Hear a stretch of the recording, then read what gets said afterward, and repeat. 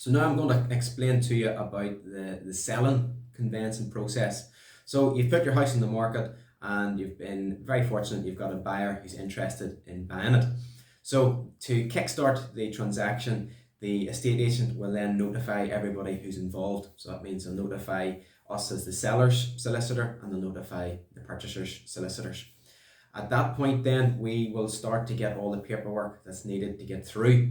So that starts off with the title deeds. So if the title deeds are with a lender, your mortgage provider, we'll need your bank details or the lender details so we can get in contact with them to get those title deeds in.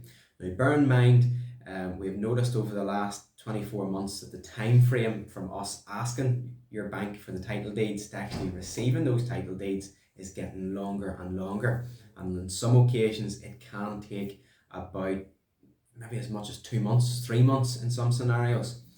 To give you the reassurance, what we do is, very few solicitors don't do it, but we're very proactive, and instead we actually start to rebuild some of the title deeds by going to land registry and just getting the necessary documents, sufficient documents to allow the transaction to keep moving on rather than waiting on those title deeds coming from the bank. If you don't have a mortgage, then the title deeds might be at home. You maybe have a safe at home, maybe they're with another solicitor, or maybe they're with us. Just simply let us know and we can get those title deeds for you.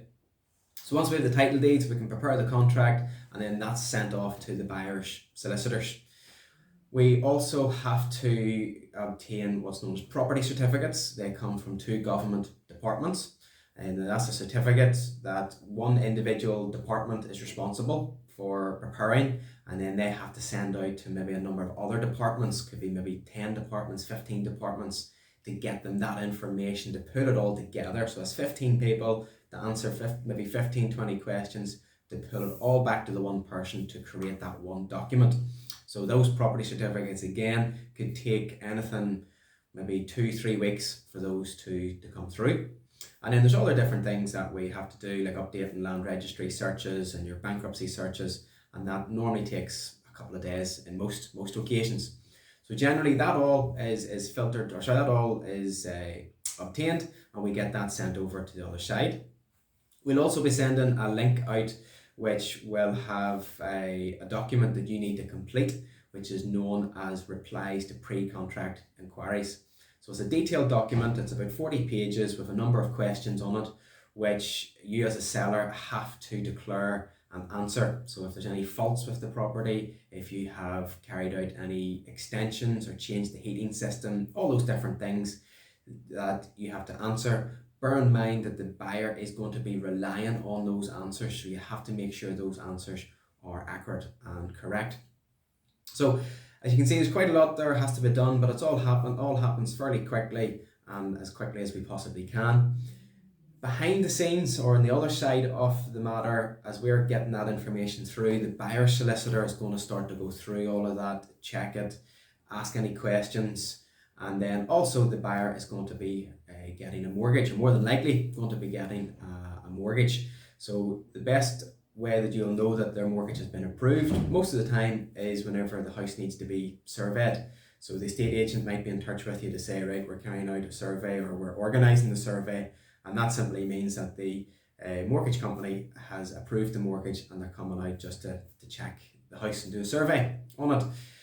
So bear in mind that the mortgage could take 2-3 weeks, maybe a wee bit longer, and on some occasions it could take maybe 2 months. But once the buyer solicitor has got all the title deeds, all those property certificates, the searches and the mortgage offer, at that point then the buyer will get in and see their solicitor. And once they're happy with everything, a contract is sent over to us as your seller's solicitor. At that point then we can start to discuss completion dates. We can start to plan ahead. You'll have as much time as you want to organise that completion date.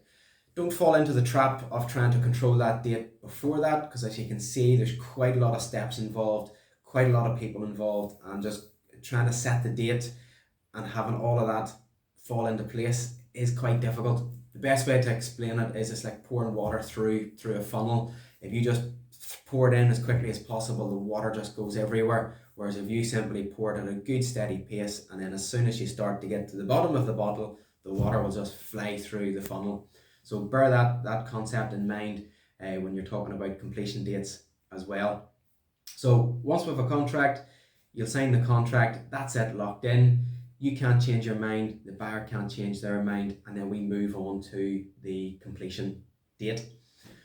On that completion date, you as a seller have to be out on that day. You have to have the house packed up, cleared, on average by about 12 o'clock.